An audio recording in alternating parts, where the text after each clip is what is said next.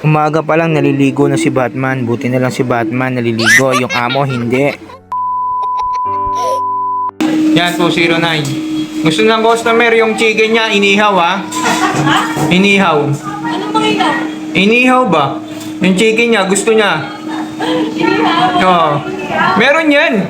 Ihaw natin, gusto mo? Ito lang to. Saka yung price niya, gusto niya pantay-pantay ang pagkakakat. Wala maliit daw, wala maliit. Wala kang balik-balik ko. Hindi pwedeng Balik ko. baliko.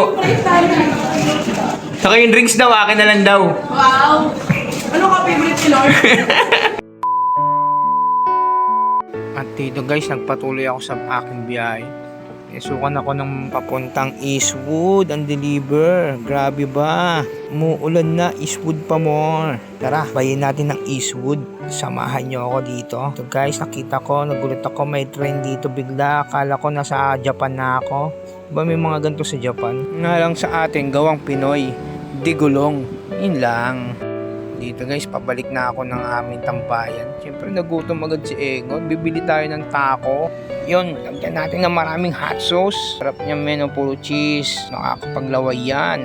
Quality. Kainan na. Food trip na naman mga kaengot. Alam nyo kung anong masarap dito? Pure na pure beef, pure gold, purify, and Mr. Pure Energy. Siyempre, pang malakasang soft drinks ang iniinom natin dyan. Ang bigat sa tiyan ng taco na yan. Ang sarap, quality, all goods, man. Sana matikman nyo rin to. Dito yan sa may Taco Bell. Kaya nagpatuloy tayo sa ating biyahe. Starbucks, pinasukan tayo. Pero malakas ang kutob ko. Parang masama ang aking naaamoy dito sa Starbucks na to. Tara, deliver na natin kay Madam. Madam, ito ng iyong order. Teka, anak ko yan eh. Wait lang. Sabi niya malakas ang kutob ko eh.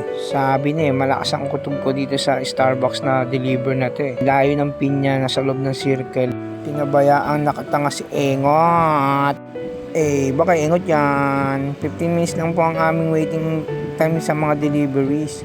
Kaya sana pag umorder ho kayo sa Grab, paki-monitor po at pakikuhanin ng inyong order para hindi ho kami nag-aabono ng 460 ma'am. Para hindi ho ako nag-delay ng bayad sa aming wifi dahil pambayad ho ng wifi yung 460 na yon ma'am. Shout out sa iyo, baka naman. Dito pinasukan na ako ng Chowking. Move on na tayo doon. Nakaka-visit lang talaga. At Goldilocks, makikita ko na ang mga minions dito. Dalawa lang ang minions dito ngayon. Baka nasa loob yung iba nagluluto. Dito pinasukan ako ng bodies. Akala ko nasa Encantadia ako. Hinahanap ko yung mga bantay dito na Encantadia. Napakaganda kasi dito eh. Akala ko nasa Encantadia na ako. Ang sarap naman kumain dito. Talagang mapapadami ang kain mo dito sa ganda ng ambience nila. Napakalinis at napakabango dahil amoy na amoy mo yung mga pagkain dyan. At dito bumalik na ako sa tambayan namin dati. Sana may 24 chicken. Yung pala ang Grab nila. Naka-promo po ngayon ang 24 chicken. Bibili ka lang sa kanila na half kung tawagin nila sa 24 chicken. Bali 24 pieces po na 24 chicken ang iyong makukuha dahil buy one take one po sila. Halagang 500 plus lang po yun. Kaya ano pang ginagawa mo? Pumunta ka na ngayong araw na to mismo. Napapanood mo yan. Ang haba na po ng pila. Kaya pumunta ka na mga kaengot. 24 chicken. Dito sa may Biluna lang po yan. Habol na. Sayang ang opportunity nyo na matikman ng masarap na 24 chicken. Quality, ang sarap niyan. Kaso ako, nauumay na ako dyan. Ayoko na kumain yan. Wow, sana all nauumay. Tara, balik tayo sa deliver. Yan si ma'am, bagong gising pa. Happy birthday nga po pala sa'yo. Dito, pinasukan din tayo nito. Deliver po tayo ngayon dito sa may McDo. Yan, nagulat ako kay sir. May dala pang kato card. Handang-handa siya sa kanyang di-deliver. Dahil pinapick up lang sa kanya dito sa may heart center yan. Deliver mo na, kuya. Maraming salamat po sa'yo. Sana mag-akit niyan, kuya. Quality. At dito hindi ko alam kung paano tatapusin ang aking delivery kaya bigla-bigla na lang mawawala.